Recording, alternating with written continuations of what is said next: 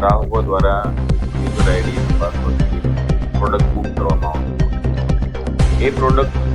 Book કરીને જે customer પાસે એક ઓર્ડર ડિલિવર કરવામાં આવે છે, જ્યારે ડિલિવર થાય છે ત્યારે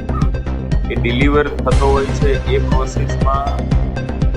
આરોપીઓ જે ઓર્ડર બુક કરે છે એમાં જ પોતે ઇન્વોલ્વ થઈને આખી ડિલિવરી પ્રોસેસ, પરચેસિંગ પ્રોસેસમાં જ પોતે એને ડિલિવરી મેન અને ઓર્ડર પ્લેસ કરવા માટેના જે પર્સન છે એમાં પોતે જ આરોપી કસ્ટમર અને ડિલિવરી બોય તરીકે રહીને આખું આ છેતરપિંડીને આખો પાર પાડેલો થયેલો.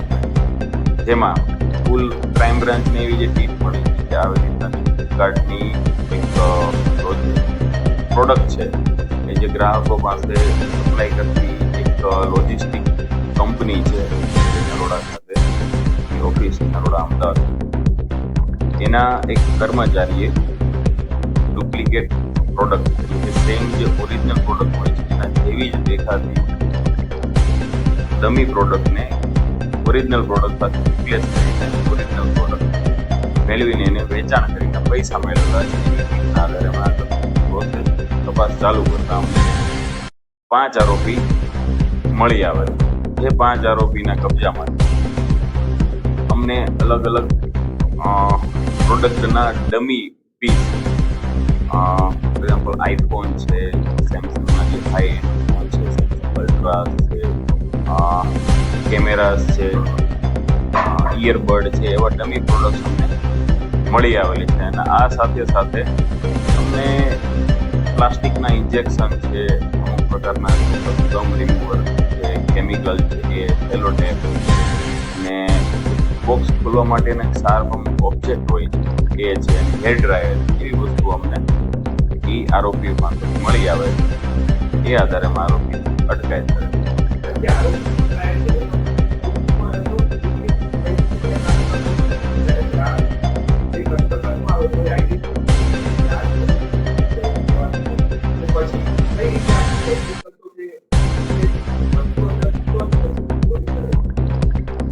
અમારી જે તપાસમાં છે કુલ 4 શહેરોમાં એમને ટાર્ગેટ કરેલા જણાયેલ છે, જે અમદાવાદ, સુરત, વડોદરા અને રાજસ્થાન. આરોપીઓ 5માંથી 4 આરોપી છે રાજસ્થાનના વતની, સુરતના વતની. બીજા 2 વોન્ટેડ આરોપીઓ છે પણ ઝાલોદના.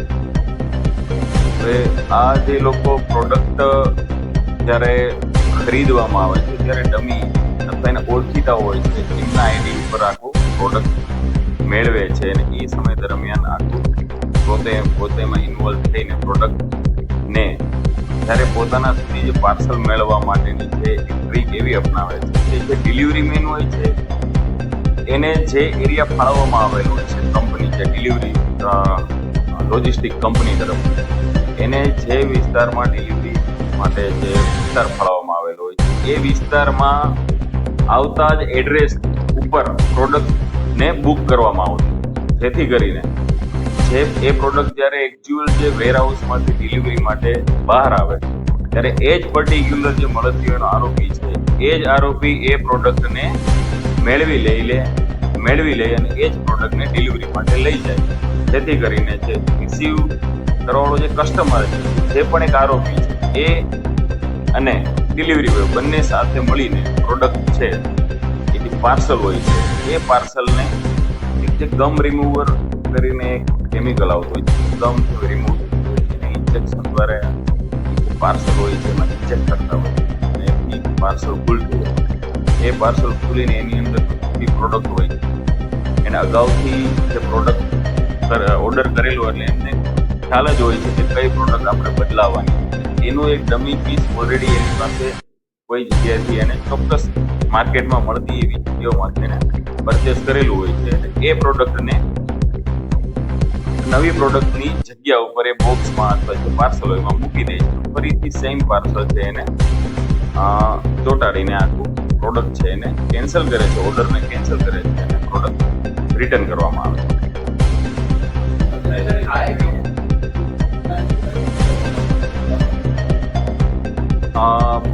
આરોપી પાસેથી મળીને ત્યારે આરોપીને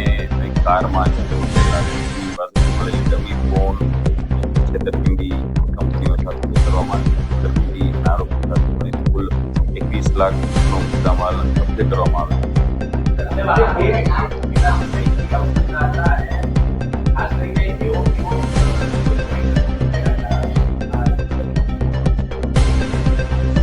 આરોપીઓ 15 દિવસથી